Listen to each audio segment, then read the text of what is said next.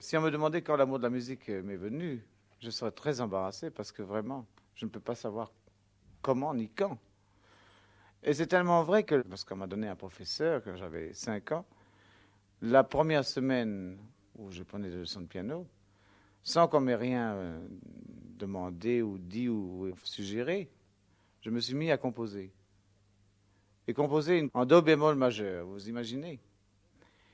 Donc c'est assez difficile, je ne peux pas dire quand ça m'est venu, je crois que c'est juste en est avec l'amour de la musique tout simplement, c'est une chose qui est en vous et qui n'a pas d'autre explication.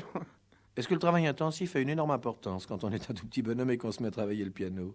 Quand on était enfant, ça n'offre qu'un intérêt anecdotique parce qu'en somme, mon père, qui ne me faisait pas travailler mais qui m'avait donné des professeurs, avait eu ce mérite de ne jamais me faire travailler des choses au-dessus de ma force.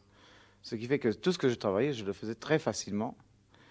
Et c'est un sentiment qui m'est resté. Même maintenant, quand je travaille les choses les plus difficiles, du fait que lorsque j'étais enfant et que je travaillais toujours facilement, même maintenant lorsque j'ai des œuvres très difficiles à travailler, ça ne me paraît pas difficile, même si ça l'est réellement. Entre nous, sans François, est-ce que vous avez commencé à travailler Chopin lorsque vous étiez très jeune?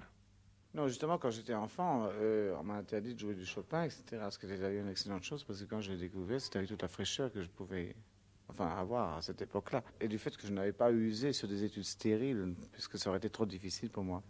Plus tard, quand j'ai découvert Chopin, je l'ai beaucoup aimé, immédiatement. Enfin, c'était affectif, c'était irraisonné. Puis, j'ai eu une réaction après. Je n'aimais plus du tout Chopin. Je n'aimais plus du tout, d'ailleurs, tout ce qui était romantique. C'était une chose que j'avais absolument en horreur.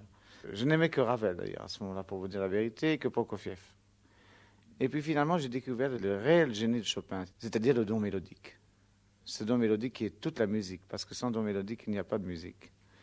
Et c'est depuis d'ailleurs que je me suis créé ma sainte trinité à moi, Mozart, Chopin et Debussy. Ils sont, pour moi, justement, tous les trois des génies mélodiques par définition. Parlant de Debussy, justement, je pense que c'est une grande injustice de penser que Debussy n'est qu'un harmoniste. Il est un grand harmoniste parce qu'il est avant tout un grand mélodiste. Et je me suis aperçu que justement Chopin était beaucoup plus dur, je veux dire bâti en dur. Qu'est-ce que l'on pense? C'est du dessin. C'est pas du fusain, hein. C'est du dessin à la mine d'argent.